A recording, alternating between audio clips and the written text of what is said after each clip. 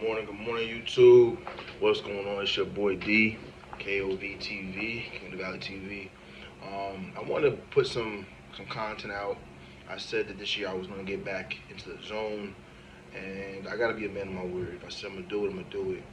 And I put some content out 2-3 years ago, and I wasn't consistent, right? I wasn't consistent with it, and with social media, you got to be consistent, period. I was more consistent with my other business, my massage business, and my junk removal business, but I wasn't consistent with this. And I have so many different ideas going through my head and so many different things I've done in my life, only being in my 30s, that I get bored quickly. So I'm working on one thing, I post some things about it, then I switch to something else, or my business takes off and I don't have time to really be on this. But I decided that I have some time today. It's Sunday, and I want to put some content out. I've been watching other people's videos, and it really inspired me to really put something out. Something out that's positive, something that's different.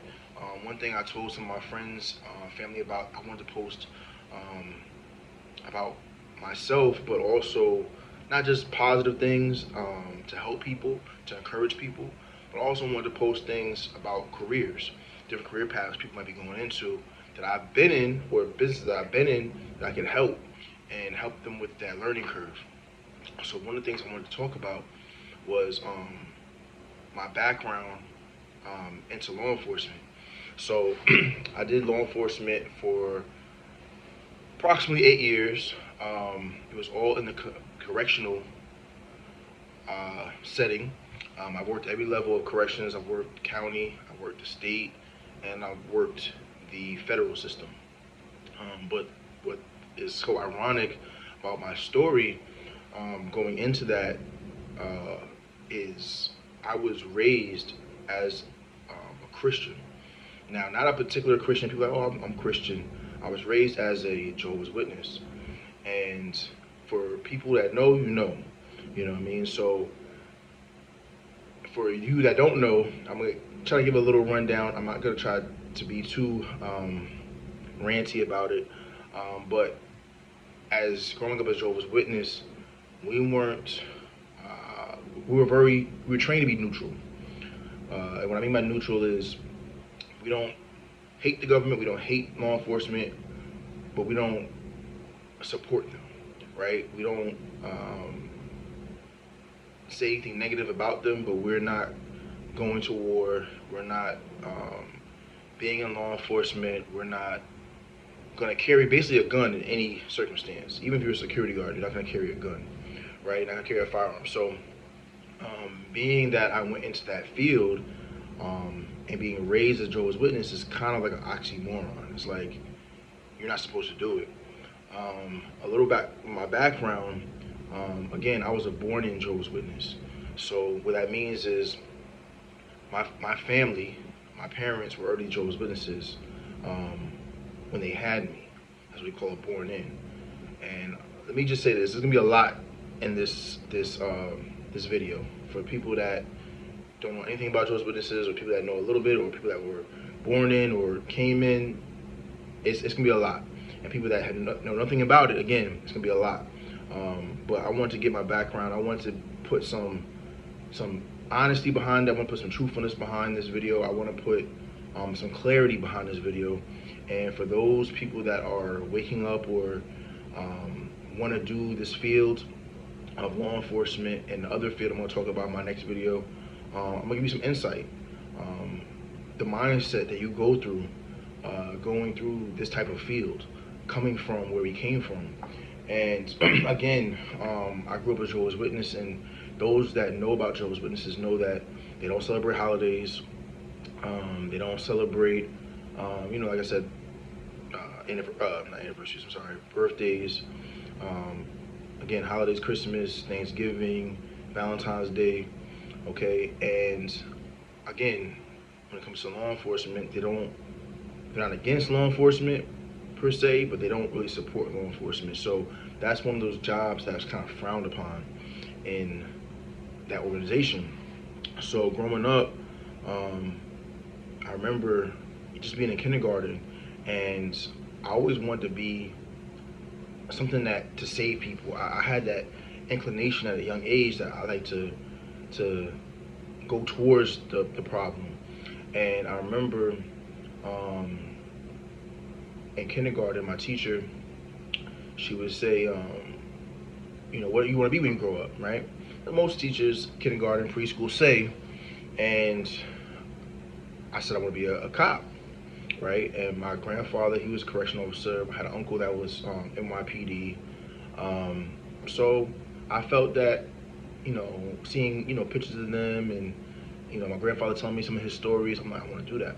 So I went home and I told my mom, I said, hey, Mom, we have to pick a job that we want to do when we grow up, and I want to be a police officer. And she said, well, son, you can't do that. And I can't get into details what she said because this is almost 30-some years ago, but she encouraged me not to be. So my second choice was a firefighter. So she went to the store, probably Walmart or something like that, got me a little firefighter suit, whatever, made a little hose with water coming out, and that was my second choice. But in the back of my mind, I was like, damn, I wanna do something where I'm, for lack of a better term, I'm fighting. You know what I mean? I wanna be in the mix. So growing up, I wanted to do different things. Towards the end of my high school, I wanted to be a physical therapist. I ended up getting my massage certification. So I didn't become a physical therapist, but I went into massage. I've done very well, still do well with that. But I knew that I need to support myself. So I did the warehouse jobs, did all that stuff, killing myself. But again, growing up, my grandfather, he worked at Rikers Island. He retired as I think he was a lieutenant. No, sorry, he retired as a deputy warden from Rikers Island back in like the early 80s. And he would tell me his stories. I'm like, I want to do that, I want to do that, I want to do that. But I know at the time, growing up, hearing his stories, I was still a Jehovah's Witness, right? And I was baptized at a pretty young age. I was baptized at 13. So I knew, according to the organization, I couldn't do it. But I always felt that it's something I want to do. My grandfather, they had a nice house on the water. They were in Florida. They had 3 Mercedes Benz. And so I was able to see firsthand, especially being a black male, somebody that had some money, had a retirement, had a nice house, had nice cars. I saw how the people in his circle treated him, retired with some rank, and I wanted that. I wanted that lifestyle. And I saw a black man that was related to me that was able to have those things and not dribble a basketball, not, rap a lyric, So his lifestyle, his words were very impressionable upon me, you understand? And I knew that it was something that I wanted to lean towards, but I knew that being in the household I was in, I would either have to leave the household and do my own thing or try to do my own thing on the slide. In a job like that, you really can't do your own thing on the slide because you're working different shifts. I had to basically I had to leave the household. And with that, I'm not going to go into detail where everything happened in my personal life, but long story short, I left my home at an early age.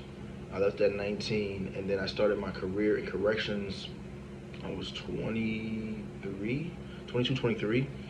So in between that time, I was just, warehouse jobs like Amazon, Johnson & Johnson. I worked at different jobs like that, and I was like, I can't do this no more. And then I got my certification in massage. I started making money there, but I still wanted the benefits. I still wanted that type of job that I felt like when I put that uniform on, I was proud of myself. I took pride in myself, and I wanted the public to see, me take pride in myself. So I ended up moving down south. My aunt, I'm not gonna say her name, but she knows who she is, and if you know me and know how close I am to certain people in my family, you know who she is. She told me to come down to North Carolina. And she said, listen, come down to North Carolina, correctional officer's bad. I know that's what you want to do. You've been saying it for a while. Come down here and apply. So I was hemming and hawing. I said, I don't know if I want to move to North Carolina. I spent my summers in North Carolina. I was raised up north, New York, PA. and I spent my summers in North Carolina and Florida because my grandparents were. I never really cared for North Carolina. It was never Florida. I loved. North Carolina was like I could take it or leave it, but I wanted to get in this career path, and I tried up north. And at the time that I was applying, it was like a freeze in some areas. Some areas it was very hard to get into. Everybody wanted the police jobs and the correctional officer jobs from watching Cops, from watching the show Locked Up Raw, Locked Down. Everything that had lock in it was a some kind of police or correctional, and everybody was going for those jobs because the media was blasting that kind of stuff. So it was very hard. Down south, they didn't pay as much, and the officers bad, right? So at the time, I had no kids, I had no wife, I had nothing like that, right? So I said, all right, you know what? I'm gonna try it, right? So I was still living up north. I got in my car, went down to North Carolina, I applied, and I really took the test, and the next day I came back up north, right? It took about a month or so. I came back to visit, and I ended up meeting one of my clients in massage. Come to find out, he had some pull and for the state, and when I went for corrections, was state corrections. So we had just talking. He was on my massage table. We just ended up talking, and he said, "Hey, what do you want to do, or what else do you do besides massage?" And I said, "Well, I'm trying to get into corrections." Come to find out, he used to be a correctional officer, and again, he had some pull in the state. So he gave my name. He said, "I'm gonna make some phone calls." Within a week, I had one of the prisons calling me for an interview. So I was like, wow, it pays to have network, pays to have some good friends in some high places. And I went on the interview. I did well, and I think it was like 2 weeks later, they called me to come in to see if I want to offer me the job. It was a week or two later. And in the meantime, the job I had, sorry, let me go back a little bit.